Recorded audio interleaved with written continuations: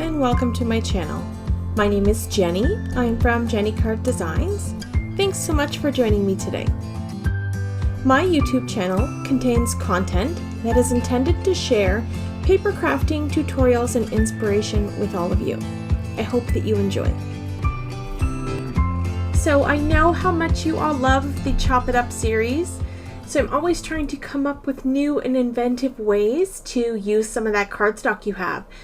I have a super fun project that I think you're going to love. I'm going to create a recipe card keeper using some index cards. Now the ones I'm going to use today are 4 by 6 inches. There are a few different options. I just got this pack from the Dollar Tree. I mean, it's super cheap. You get like 100 in there, I think. Anyways, so I'm going to go through this autumn paper pack and I'm going to pull out a bunch of pieces. Now for this project, I think it's specifically designed for those large sort of patterns that you don't know what to do with. I think that this is perfect for those. So I pulled out a couple of those patterns that I would normally just bypass. So I'm going to start with the recipe card. So I'm going to use 2 of the same pattern, and as a card maker, I wouldn't normally use these in cards. So what I'm going to do is cut these up into 4 by 6 inch panels. So just making sure that you're paying attention to the orientation that you want your card or your finished product to sort of look like. So I'll make my first cut at 6 inches, and then I'll take that piece and I'll cut at 8 inches, and then I'll cut again at 4 inches. That'll give me 3 pieces that measure 4 by 6. And then I'm going to repeat the process again with the other half, cutting across the 12-inch side, make our first cut at 8 inches, and then the second cut at 4 inches. And I'm going to repeat that with the other piece of cardstock, and that's going to give us 12 recipe cards. So now I'm going to take those little index cards and I'm going to glue them to the back of these panels. I'm making sure that when I glue these down that my index card is upright and the pattern that I have is upright as well. I don't want them to be upside down and, then I'm not going to be happy with it. So I go ahead and I do that to all 12 of my recipe cards. So I'm just going to quickly show you what we've got so far. So we got this nice little stack of recipe cards. So I'll set these aside, and now we're going to work on the little envelope or the little carrier package that we're going to put these in. As I mentioned in my previous video, this is how I create my templates. So I just grab a ruler and a pen and a notepad and I just start sketching, and because I'm a very visual person, I need to sort of see and understand and measure, and it's basically paper crafting engineering. So as I sketch it out, I start to add up numbers and, do math that everybody hates to do.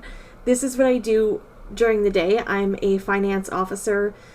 So numbers, money, spreadsheets, that kind of thing. That's my jam. It's what I like to do. And then at the end of the day, when I come home, I like to put my numbers to work in my craft room. Okay, so enough about me. Let's get back to work here. Once I've kind of got them sketched out and figured out what I want to do, I'm going to create a finished sample so that it's more clear and concise and I know what I'm doing when I go to start scoring the paper. So I've re-sketched out again my sample and I'm going to start measuring up what I need. So I'm going to need a piece of paper that measures 11 1/4 by 5 1/4. So these are very important measurements. We need exactly this, and there are a couple of score marks that we're going to go through as we start scoring. So enough with the boring math stuff. I'm just going to give you the details and the numbers. You don't have to figure this out because I have done this for you already. All right, so let's grab that cardstock and we're going to start cutting it up. So I've got the big piece that I'm going to create my little folio with. I don't know, envelope, pocket, folio, whatever you want to call it. I'm going to cut this across at 6 1/4 inches. I almost didn't cut it right there. I had to move it again. So 6 1/4 inches. And then I'm going to rotate the cardstock and I'm trimming off 3/4 of an inch here. So I need 11 1/4 inches. All right, so I'm going to pop this piece of cardstock in my scoreboard. And I just want to make sure that I know which side is going to be my closing flap and which side is going to be my little bottom pocket. Okay, so my first score is going to be 3 inches and 3 1.5 inches. The next score will be at 7 3/4 of an inch and 8 1/4 inch. Okay, so I'm going to flip my cardstock over and I'm going to repeat the score marks on the back side of this paper, doing the same thing. Because it's a white core cardstock, this will help prevent some of that cracking. So then I flip it back over, repeat one more time, and then this just makes sure that we get good solid crease marks and our paper is not going to split. Okay, so I'm going to go ahead and crease all of these score marks with my bone folder so that I get nice sharp creases. And once again, this is where we'll avoid that cracking if you score on both sides a couple of times. Okay, so this is coming together quite nicely.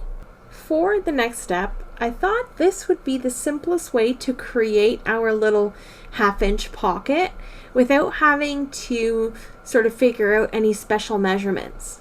So I'm going to take some of that cardstock and I'm going to cut a piece down to 3 inches wide. So this is just a piece that was left over from cutting my 12-inch piece of cardstock. So I'm going to cut this down to 2 inches. So I'm going to get 2 little pieces that measure 2 inches by 3 inches. Okay, so these are going to be little side folding pockets for us. I'll grab my scoreboard.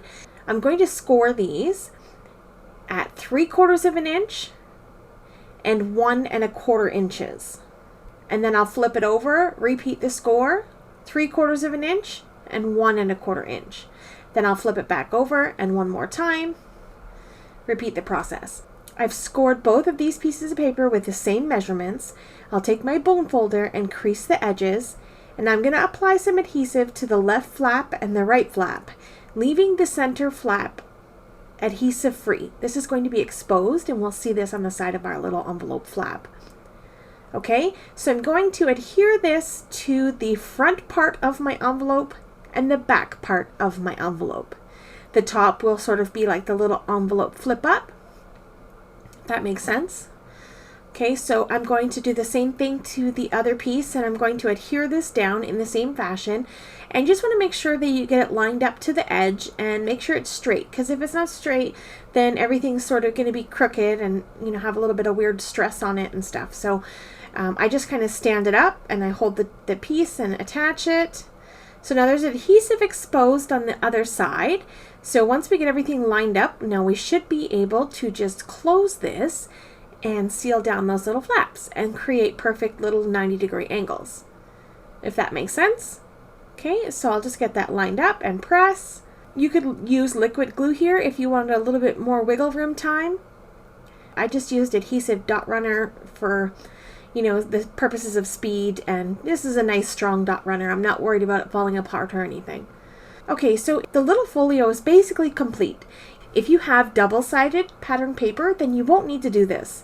If not, if you have white core cardstock like mine, I just cut up a few scraps just to cover some of that white space, just to tie everything together nicely. You don't have to do this, but I just find that it makes the box a little bit more substantial. So I have a piece on my top flap that measures 6 1/4 by 3, and another little tiny strip in the middle that measures 1/4 inch by 6 1/4, and then another tiny piece just to slip inside so that you cover up all the white space. I mean, these measurements aren't very important, but you get the point. Okay, so the next thing I want to do is I want to create little finger notches on my recipe cards. So I'm taking my ruler and I'm measuring 1-inch intervals. So on the first card, I'll measure at 1 inch, the second one at 2 inches, the third one 3 inches, the fourth one 4 inches, the fifth one 5 inches, and then on the sixth one, I'll go back to 1 inch and repeat all over again. So then grab a little circle punch, and I'm going to punch out half of a circle using my little dot as like a centering guide. So then this way my little notches will be evenly spaced throughout my cards, and then it creates like a separation between each of the recipe cards so that, you know, you got a little spot that you can grab the card and it separates it from one from the other so that they're not all, you know, stuck together or whatever. It kind of just helps with the more finished, complete look as well. Okay, so there you have it. Here's all of our recipe cards indexed and punched. The last thing I want to do for these cards is round the corners. I'm just going to grab a couple of cards and I'm going to use my corner rounder and round all 4 corners.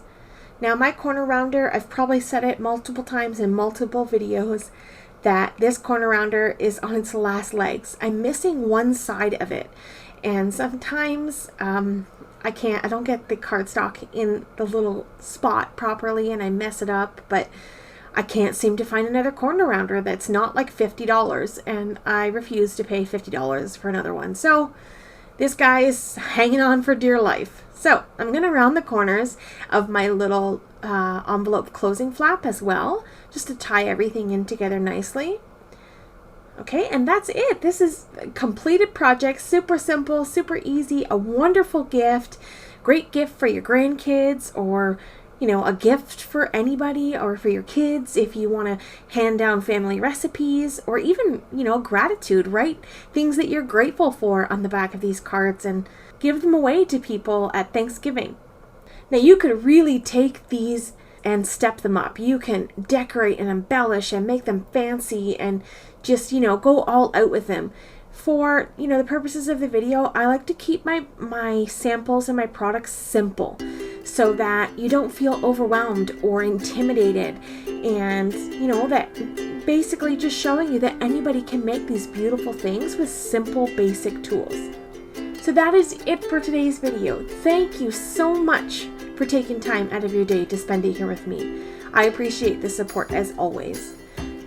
Coming up on screen is a link to the playlist of the Chop It Up series, where I have a ton of inspiration for chopping up your 12x12 cardstock. I'm glad that you joined me here today. Have yourself a lovely day, and I'll see you in the next one. Bye!